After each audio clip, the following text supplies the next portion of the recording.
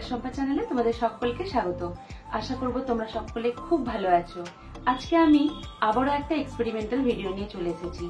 আগেও দুটো এক্সপেরিমেন্ট করেছিলাম, একটা করেছিলাম কড়া আর একটা করেছিলাম প্রেসার কুকার। আজকে যেটা নিয়ে আমি এক্সপেরিমেন্ট করব সেটার ভিডিও তোমরা অলরেডি চ্যানেলে আমার দেখে নিয়েছো। ইডলি মেকার।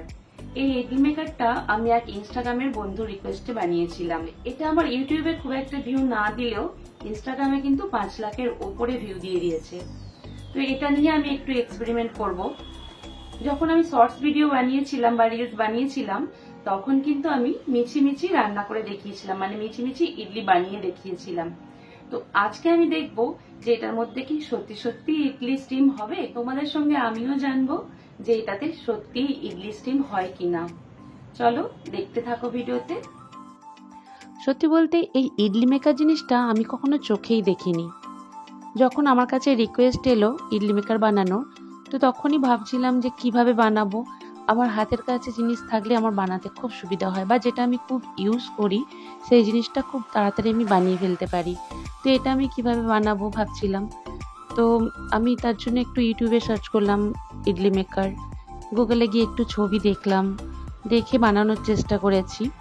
জানি আরও দুটো থাক হলে ভালো হতো, কিন্তু আমার কাছে এত সময় কম থাকে, যেহেতু আমি ডেলি ভিডিও আপলোড দিই, তো আমার কাছে ভীষণ সময় কম ছিল, তাই আমি একটা থাক করেই কমপ্লিট করে দিয়েছিলাম।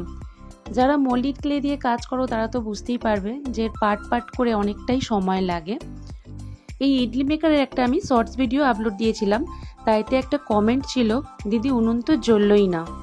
তো সেই কমেন্টটা পড়ার পর আমার মাথায় আসে, আচ্ছা এই ইডলি মেকারটা নিয়ে তো একটা এক্সপেরিমেন্ট করাই যায়, যে সত্যি এতে ইডলি বানানো যায় কি যায় না।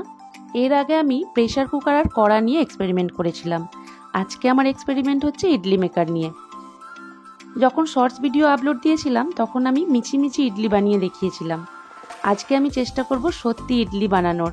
হবে কি হবে না সেটাও আমি তোমাদের দেখাবো।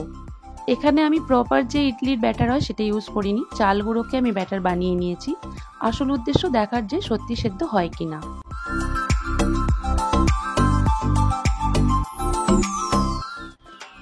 পুরো 2 মিনিট পর দেখলাম এইভাবে সুন্দর ফুটছে, আর দেখলাম সিদ্ধও হয়ে গেছে আর সুন্দরভাবে উঠেও যাচ্ছে। তো তোমরা দেখতেই পাচ্ছ খুব তাড়াতাড়ি জিনিসটা হয়ে গেল। কেন জানি না এই মোল্ডেড ক্লের তৈরি বাসনে খুব তাড়াতাড়ি রান্না হয়। প্রেসার কুকারের বেলাতেও তোমাদের দেখিয়েছিলাম, খুব তাড়াতাড়ি ভাত হয়ে গিয়েছিল। এটাও তাই, খুব তাড়াতাড়ি হয়ে গেল। তো এই ক্ষেত্রে আমার ইডলি মেকার কিন্তু এক্সপেরিমেন্টে পাস হয়ে গেছে, সুন্দরভাবে সিদ্ধ হয়ে গেছে। তো ইডলিও রেডি। আবার তোমাদের সঙ্গে দেখা হচ্ছে নেক্সট ভিডিওতে। আজকের মতো টাটা।